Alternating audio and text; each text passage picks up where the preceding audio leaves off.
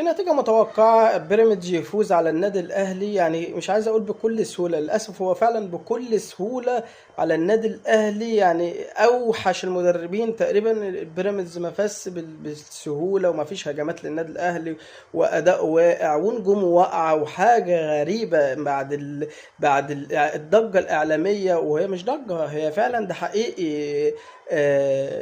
يعني جماهير النادي الأهلي كانت متعشمة في التيم ده وفي السكواد ده ان هي تاكل الاخضر واليابس. للاسف النادي الاهلي قدم مستوى متدني جدا جدا جدا مع روبيرو، وزي ما قلنا امبارح هو الماتش ده هو اللي هيحطك على الطريق او هينزلك للاسف تحت مفرمة الإقالة. وهو طبيعي تقريبا ما فيش غير إن روبيرو يمشي عشان تقدر تلحق الموسم من بدري، يعني تلحق تعمل اي حاجه. واكيد اداره النادي الاهلي حطت بلان، لا اما ما حطتش بلان دي يبقى دي نصيبها سودا، او هي كانت شايفه حاجه هيتقدم احلى من كده. للاسف جماهير النادي الاهلي بصمت النهارده وخلاص اعلنت ان هي يعني ايه، مش طايقه روبيرو بمعنى اصح، ومش طايقه اللعيبه وهجمه اللعيبه.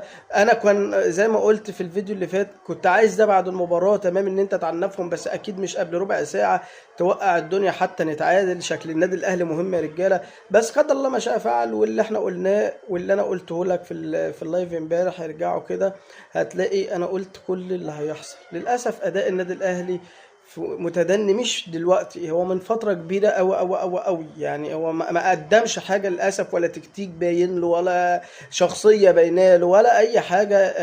مع كتلة النجوم دي فمحتاجة من مدير فني عالمي. هنفضفض أكتر في الفيديو الجاي في اللايف الجاي، بس للأسف أنا مش متفائل خلاص. يعني أنا كنت بدي روبيرو عوز إن بالماتش ده في مطوشة كبيرة لا تقع بالوقعان ده وشخصيتك مش موجودة.